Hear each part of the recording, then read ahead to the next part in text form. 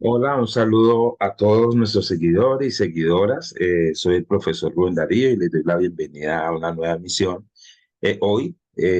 Bueno, primero agradecerle a todos los que nos escriben y tratando siempre de despejar sus inquietudes y de seguir las sugerencias pues que ustedes muy amables nos hacen. Hoy tenemos un programa muy importante, muy especial porque tenemos una invitada importante de las letras colombianas. Se trata de la escritora bogotana Zulay Pinto. Ella es publicista e ilustradora. Dentro de su ejercicio profesional ha trabajado, se ha desempeñado como redactora y estratega publicitaria. Además es diseñadora y gestora cultural, ¿sí? A Zulay le apasiona la narrativa y la poesía. Textos suyos hacen parte de antologías y de revistas literarias. Actualmente codirige el sello de diseño y publicidad Mr. John Estudio Creativo. Dirige además el Club Literario Madame Bovary, que sesiona en la ciudad de Bogotá, donde se discuten pues libros, autores, y ella se desempeña como editora de la editorial Avatares. Del mismo modo, forma parte del programa radial Suenan Timbres y de la revista Alebrijes, medios colombianos especializados en literatura breve. Pertenece al colectivo internacional de minificción. Es una autora del libro Epitafios minificcionales, más allá del punto final, de la editorial Avatares, y del poemario de Corderos, Gallinas y Brujas. Bueno, entonces le damos la más cordial bienvenida a Zulay, y decirle que siempre, siempre será pues bienvenida a nuestro espacio. Zulay, ¿cómo estás? Muy bien, Rubén Darío, muchísimas gracias por esta invitación tan especial. Estoy muy complacida de acompañarlos aquí y bueno, buenas noches o buenos días, no sé a qué hora nos vaya a ver la audiencia, pero bueno, a todos y a todas un gran saludo con todo el Bueno, cariño. primero, bueno, queremos que nos empieces a contar un poco sobre ti, ¿no? Sobre, digamos, tu formación académica, tu experiencia con los libros, desde cuándo nace como ese amor por las historias, por la literatura, cómo fue la primera relación con tus libros, con la lectura. Claro que sí. Bueno, yo vengo de la publicidad, del mundo de la publicidad. Entonces aquí en la publicidad siempre, pues, dentro de las labores que realicé fue la edición de libros corporativos, de material publicitario. Entonces el tema de la redacción y de ser copy siempre estuvo muy ahí, pero pues en otro sentido, ¿no? Entonces, digamos, así pues por muchos años me vine desempeñando en esas lindes. Pero literariamente siempre pues he tenido la escritura allí, la escritura literaria, pero yo digo es que decidí salir del closet de la literatura hace poco. Entonces, realmente sí, siempre había escrito para mí, para mi familia, para mis allegados, a quien confiaba mis textos. Estuve en algunos talleres en la universidad, en fin, hice algunas cosas, pero quedó ahí. Entonces, muchos proyectos ahí, como, ay, siempre pensando en libros, ¿no? Siempre pensando como en el libro como objeto, que es algo que me ha apasionado siempre, algo que he tenido como muy fijo en mi espectro.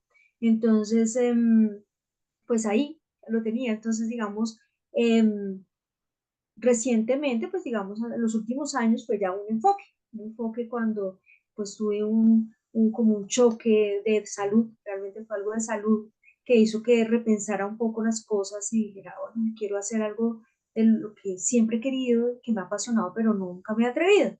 Entonces ahí empecé a indagar más, a prepararme más sobre la literatura, digamos, ya entrar a fondo de la literatura y empecé a tomar, empecé con la promoción de lectura. Me interesé mucho por la promoción de lectura, por la producción de libros infantiles, entonces empecé a como engranar eso ahí en un principio y pues como paralelamente pues tenía mis escritos, mis cosas, pues surgió la idea pues también de publicar, ¿no? Y ya en la formación que vine teniendo los últimos años, en los talleres y cosas así, entonces dije, bueno, publicar lo mío también es una opción importante, Antes estaba como pensando más en acompañar libros y en ilustrarlos, pero ya después dije, no, me lanzo al agua con mis escritos que están guardaditos esperando salir.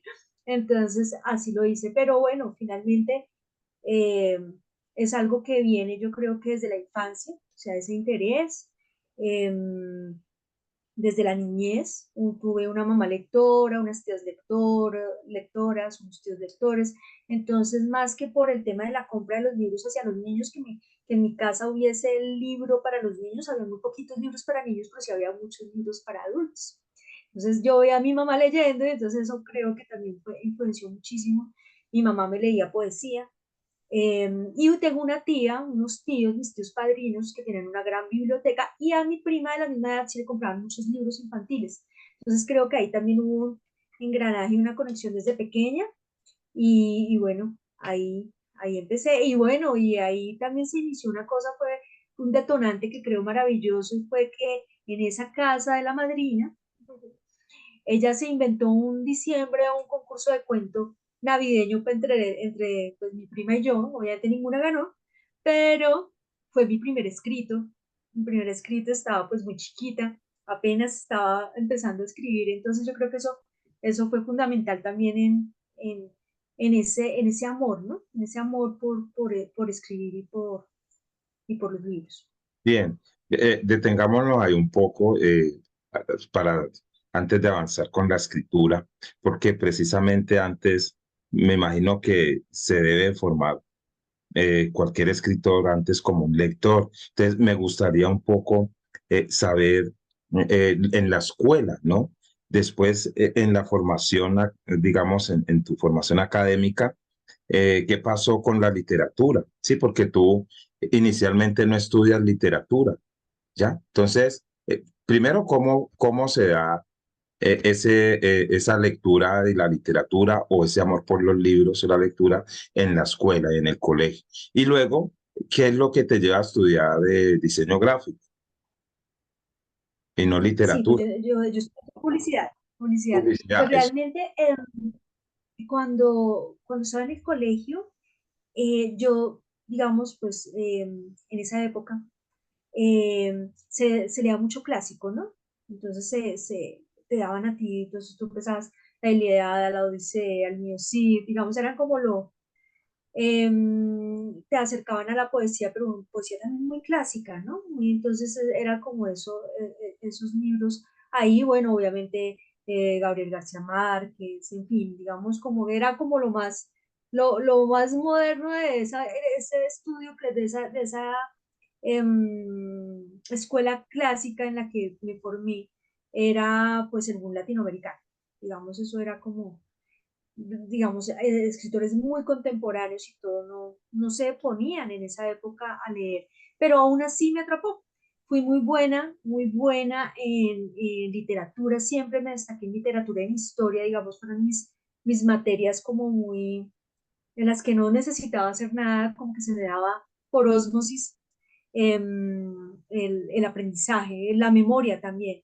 O sea, digamos, todas esas dos materias yo no necesitaba casi ni tomar notas porque se me daba y me quedaba ahí. O sea, era algo que me apasionaba. Entonces eso tuve ese encuentro en el colegio. En el colegio había mucho énfasis en la comprensión de lectura y en la escritura, de escribir bien. Entonces creo que eso también ha sido una de las ventajas que tuve en toda mi primera formación, ¿no? Que estaba todavía muy claro eso de que tienes que escribir bien desde el colegio, tienes que redactar bien, tienes que tener una buena ortografía. Entonces ese tipo de cosas pues me fue alimentando pues de manera muy casual. Ya en la universidad, pues claro, como la publicidad es comunicación, desde el principio tienes un énfasis en comunicación y hay una formación allí en redacción y en comunicación escrita. Entonces, digamos, pues también ahí tuve una formación, después salí, hice algunas cosas para especializarme en ser copy creativa, digamos, pues para poderlo aplicar en mi experiencia profesional. Y allí, pues como te digo, pues tuve esa relación. Entonces la relación, digamos, con el medio escrito siempre estuvo. Ya en cuanto a la literatura, pues en la universidad sí estuve en un taller de poesía, estuve en un taller de poesía, pero realmente el resto fueron lecturas paralelas a mi carrera, bueno, y algunos libros que nos ponen a leer, obviamente también dentro de la carrera, pero el resto fueron pues lecturas individuales. Yo creo que es que definitivamente para la formación del escritor, pero en ese momento sin pensar en que me iba a dedicar a la literatura, es el disfrute de la lectura. La lectura es un alimento a la mente, a la imaginación, a las ideas. La literatura, digamos, yo no me concibo sin leer, yo no me concibo sin tener libros siempre a la mano. Es algo que es parte como esencial. Creo que es una manera de vivir, una manera de afrontar un mundo difícil, ¿no? Como es salirse del yo y pasar a otros, poder descansar en otros. Y así es como lo veo y siento que me reactivo y cada vez que leo, el cerebro trabaja mucho más enérgicamente. Creo que es una Y, máquina que necesita gasolina. y esa, y la gasolina de la escritura, entonces, de alguna manera es la lectura, pero tú siempre escribes, ¿no? Siempre por lo que cuentas, siempre has escrito. Ahora bien, ¿por qué decides? Lo primero que escribes es poesía, ¿cierto? Es tu primer Sí. texto, decir, ya para darlo a leer, como para publicarlo, ¿es Para poemas? publicar. Lo primero que publiqué fue minificción, Minificción. pero el libro, Había escrito pero poemas. por ejemplo, el libro que publiqué después, el poemario, tiene poemas anteriores a las minificciones que publiqué en el primer libro. Y Entonces, realmente sí, la poesía ha sido muy compañera de mi vida. Creo que sin decir que sea buena poesía, ¿no? Porque obviamente eso es una evolución, pero sí, siempre escribí poesía, siempre. Y obviamente, como todos, tenemos épocas donde escribimos diferentes cosas, ¿no? Entonces, que acompañan los momentos de la vida que estamos pasando. Fui de diarios, también escribía diarios, entonces ahí está como la escritura no, muy personal, ¿no? También. en esos momentos en los que escribes poesía, la poesía la utilizabas para qué? Dime cuáles eran o dinos como los fines. ¿Te servía para sanar, para revelar algo, para qué la escribías precisamente en ese momento que dices y por qué es como si ella te hubiera elegido el momento para hacerlo, ¿no? No es decir que tú llegaste y te voy a escribir poesía, sino que como que el momento y la poesía te llegó, te tocó, pero ¿para qué lo hacía? Pues yo creo que para exorcizar momentos, dolores, sobre todo cuando se es muy joven, la poesía es un vehículo para, para sacar todas esas emociones, ¿no? Entonces creo que como la mayoría de los que nos iniciamos en la escritura con poesía, lo hacemos también por el amor, el desamor, las situaciones familiares, pero también creo que en mi caso había como unas situaciones como de un mundo que estaba viviendo. Entonces había un mundo complejo. Yo crecí, digamos, mi niñez y eso desde épocas de bombas, de magnicidios aquí en Colombia. Entonces creo que todas esas cosas también afectaban y hacían que yo escribiera no solamente poesía, sino mis diarios. Incluso tengo un diario privado que guardé, está escrito cuando tenía, bueno, digamos, estaba muy chiquita y lo sellé para poderlo destapar cuando estuviera ya mayor. ¿Con qué Efectivamente lo vi propósito? hace poco y me da ternura ver esas cosas. Fue como una cápsula del tiempo. Sí. Entonces, ¿Cuál era el ver esos propósito secretos, ¿no? cuando lo escribías? Cuando escribías ese diario, ¿con qué propósito lo hacías? Pues mira que ahí veo, por Incluso ejemplo, lo el guardas. asesinato de Pizarro. Ya. El asesinato de Pizarro León Gómez me atravesó. Fue una época muy dura de muchos magnicidios. Entonces yo llegaba del colegio y veía noticias así todo el tiempo que en mi casa y no sé, pues creo que en esa época era muy de tener el radio y el televisor muy en las noticias. Y entonces ver todo eso a mí me daba muy duro. Y con ese personaje tuve una relación, creo que está en mi preadolescencia, estaba, estaba chiquita, pero entonces ya me estaba fijando en cosas y él me parecía un personaje interesante, me atraía. Entonces creo que eso estaba dentro de esa poesía, dentro de esos escritos, porque en ese momento no era poesía, y ahí veo pues como ese despertar de ver otras cosas. Entonces cuando lo mataron me dio durísimo y escribí sobre eso, sobre qué está pasando, porque están matando a la gente así. Em, y entonces ver eso en mi niñez, ahorita me confronté, dije, es increíble cómo este país te cruza desde chiquito y te hace ver cosas que no deberías ver, ¿no? Que no deberías estar analizando. Ahí, Entonces, sí, te quería preguntar allí si entonces el escritor, de alguna manera, el contexto determina en gran manera lo que escribe, o él puede estar de espaldas a lo que está ocurriendo a su alrededor y no tocarnos, no inmutarse, o tiene que necesariamente escribir sobre lo que la realidad que vive en ese momento. yo creo que es opcional. Yo creo que se pueden afrontar las dos vías. Hay una discusión servida, ¿no? Porque, digamos, muchos y muchos escritores piensan que sí debe haber un compromiso político. A mí me gusta el compromiso político y de pensamiento, definitivamente creo que lo hago, pero no siempre. Em, y respeto, digamos, los que se alejan de eso, quieren escribir sobre otras cosas. Es que no siempre, pues, tenemos que, o sea, la escritura nos lleva a donde nos sentimos cómodos, ¿no? Y yo siempre he pensado eso, o sea, digamos, por más doloroso que sea un texto, para mí, ante todo, es la escritura lúdica. O sea, cuando yo estoy escribiendo, así sea algo muy duro, me estoy gratificando en esa escritura, o sea, si estoy viviendo un momento eh, recreativo, lúdico, agradable, así sea doloroso lo que esté escribiendo. Entonces siempre pienso que debe ser eso y para todo escritor. Entonces si pues no se siente o no siente ese compromiso social, pues para mí es válido. Para mí es válido y aunque sí, realmente normalmente yo sí escribo mucho en mis escritos, eh, más en lo poético que en lo narrativo. En lo narrativo procuro salirme un poco y meterme como en los personajes y digamos, pues no he publicado hasta el momento narrativo, pero tengo aquí los proyectos escritos y escribiéndose para eso. Y entonces allí me enfoco más en los personajes. Entonces es como lo que siente y lo que piensa el personaje y ahí no me tengo que identificar.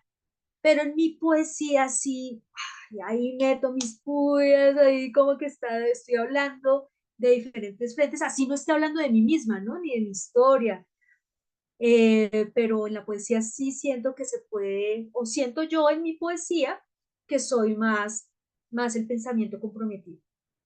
Bueno, ahora pasemos a la narrativa, ¿sí? Digamos que tú hiciste unos talleres de escritura creativa. Se necesita sí o sí tener ese conocimiento para escribir narrativa y para escribir Yo creo que también poesía y novela. es importante perfeccionar la escritura. Realmente, mira, yo lo puedo decir desde siempre he escrito, mi carrera me ha hecho escribir, digamos, una carrera que está en las lindes de la comunicación escrita, entonces tuve que desarrollarme por ahí. Entonces, por algo, pues, digamos, he tenido que formarme siempre en escritura y pues ya después en la escritura literaria, porque bueno, yo me pude haber quedado con el tema, pues, que ya, digamos, lo de reacción y todo eso lo manejaba. Pero no, la literatura tiene otros visos, otras cosas que hay que estudiar. Entonces yo sí pienso que por más que pensemos que escribimos bien, hay que formarnos, hay que leer mucho, hay que compararse, hay que retarse. Entonces sí es importante la formación. Y en todo sentido, yo creo que en toda área hay que estarse formando. En el arte es indispensable la formación. Entonces, los talleres, ahorita hay una gran cantidad de talleres y de espacios donde, incluso gratuitos, donde se puede acceder al conocimiento. Entonces, Yo sí pienso que, o recomiendo a todos los que quieren escribir que perfeccionen, que se juzguen, pero también que crean en qué es, en cómo escriben. Porque pasa mucho y conozco muchas personas que escriben muy bien, pero No son creo. muy inseguros en su escritura.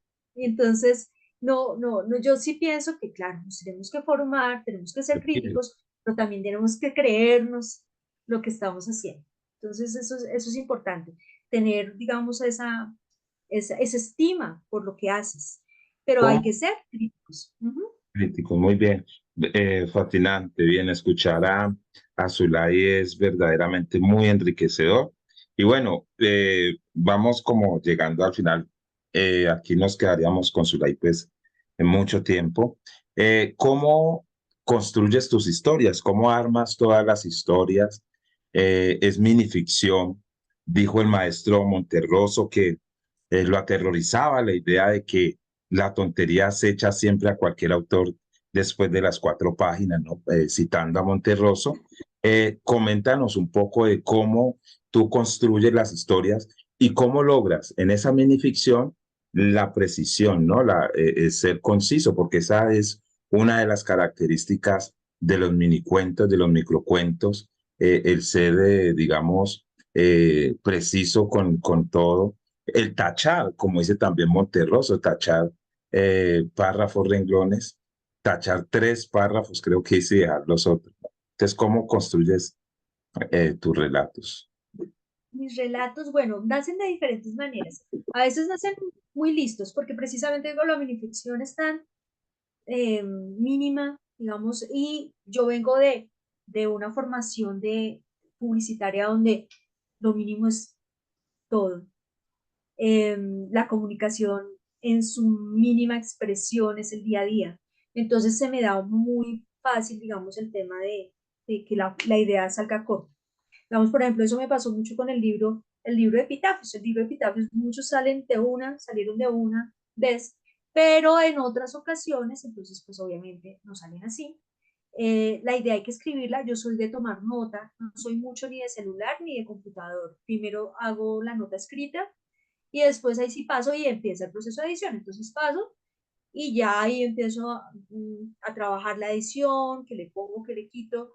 Ya se volvió algo muy, ahí como te decía, muy de juego lúdico, yo lo veo como algo de estrategia, porque entonces tienes que jugar con tu posible lector, ¿no? Entonces tienes que pensar que el lector esté entendiendo lo que tú quieres que entienda y que no prevea lo que tú no quieres que prevea. Entonces, para que haya esa sorpresa, que la minificción cuenta con esa característica, ¿no?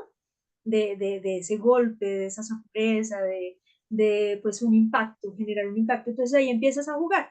Entonces eso es lo que yo hago. Entonces escribo y después empiezo a jugar con las palabras.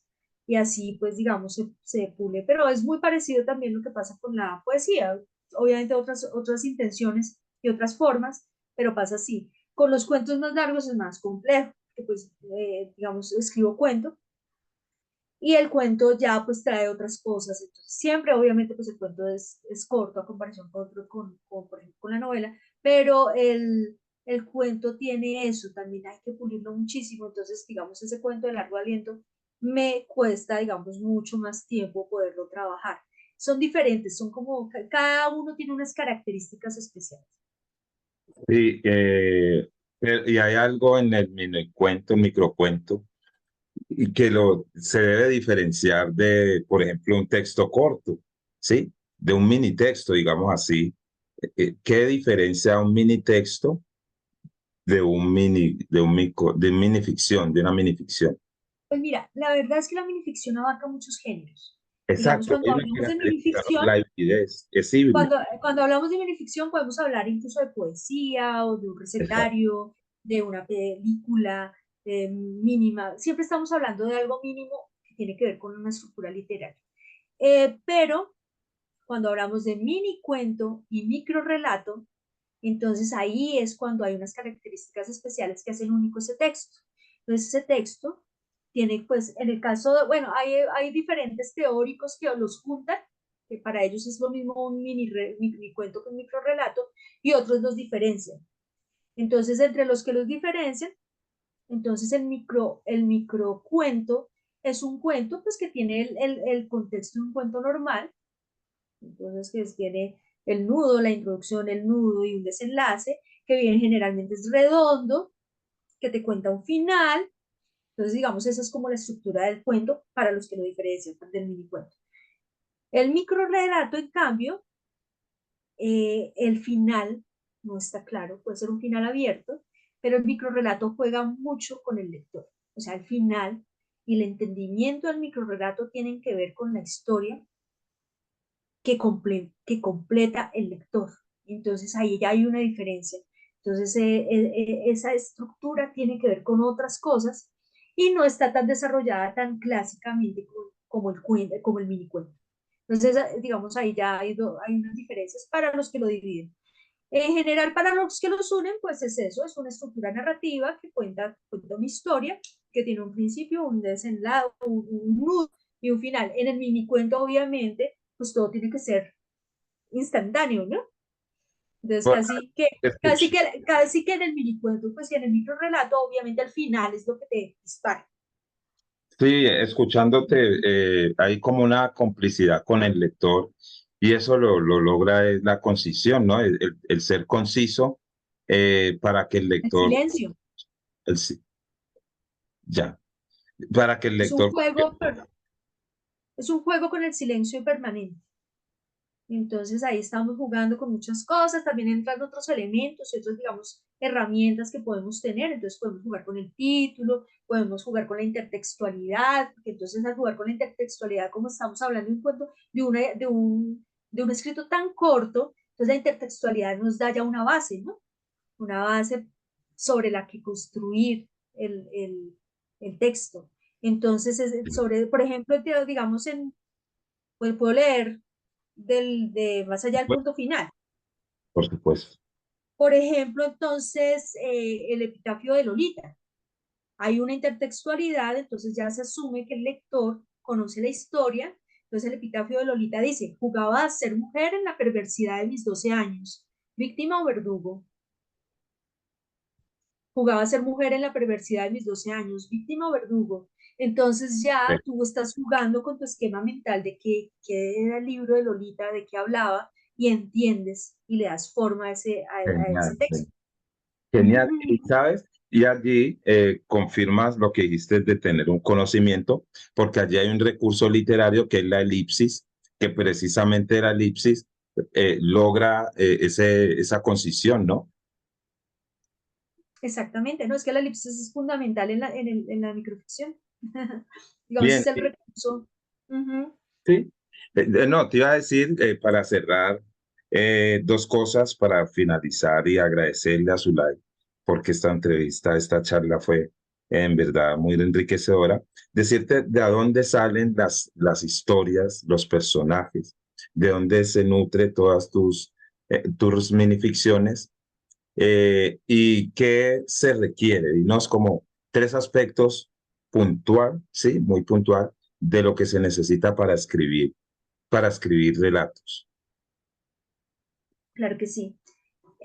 Bueno, perdóname, me repites la primera pregunta. Sí, la materia prima. O sea, de dónde se nutren tus Ah, historias, ya, tus personajes. dispersa, discúlpame.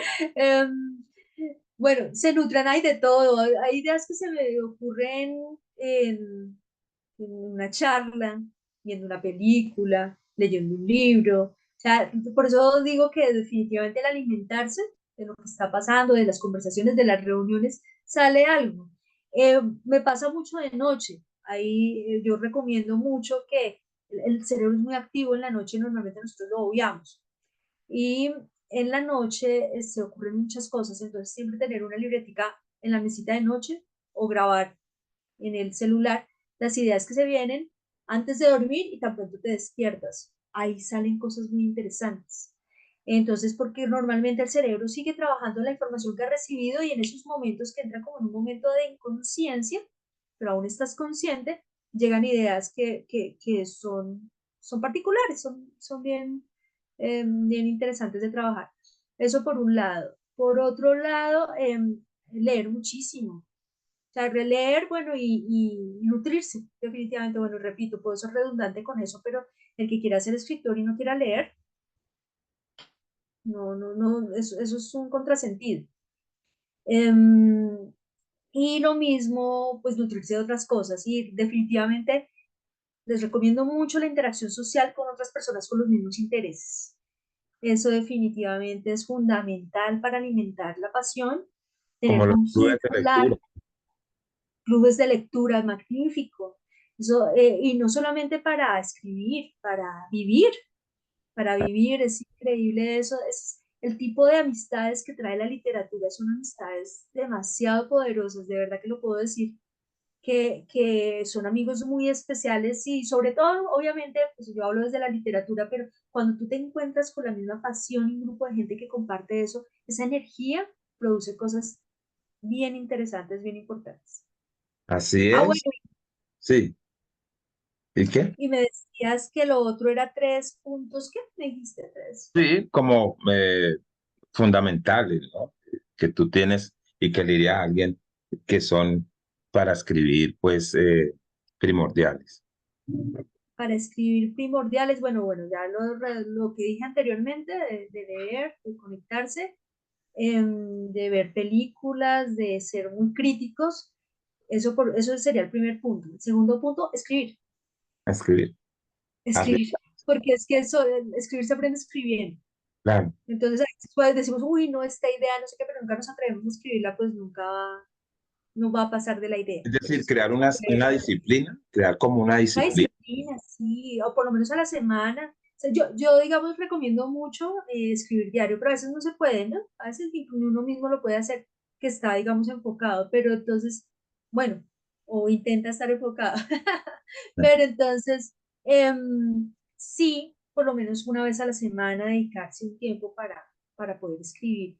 Entonces, eso, no importa que sea bueno o malo, no se juzguen. O sea, hay que escribir muchas cosas de las que he rescatado, o sea, son rescatadas, efectivamente. O sea, en el momento en que las escribía, pues yo las escribía porque me pareció, yo lo escribía, yo, ay, qué chévere, no sé qué, lo dejaba ahí, pero obviamente, pues ya con el tiempo tú lo ves, ah, no, no está, pero después lo vuelves a ver, está interesante, y vuelves y lo trabajas, y ahí ya va tomando una forma que puede ser que te puede servir para un proyecto. Entonces, no descarten las cosas que escriben.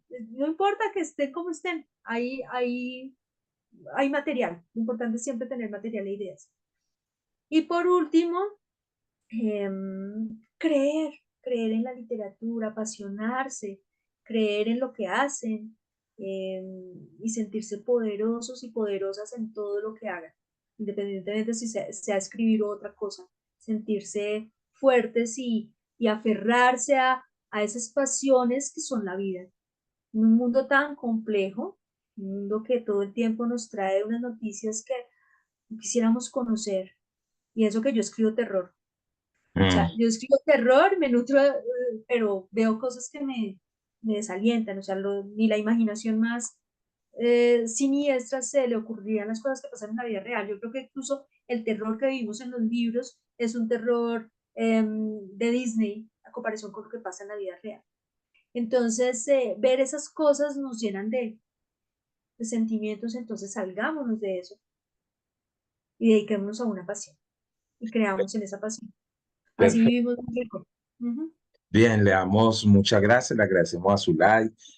Fue en verdad una charla muy enriquecedora, sí, muy precisa, nos ilustró muchísimo. Y a los seguidores agradecerles e invitarlos para que nos acompañen en nuestra próxima misión, porque vamos a tener a un invitado también de las letras muy importante. Zulay, un abrazo y siempre bienvenido. Muchas gracias. A ti, Rubén, muchas gracias. Bueno, los invito a que me sigan en Instagram. ¿Puedo hacer mi cuña? Claro, y la vamos a poner cuando salga y también la ponen. Muy bien. Ay, bueno, sí, @Quirotava en Instagram me pueden encontrar y bueno, muchas gracias por la invitación. Un abrazo.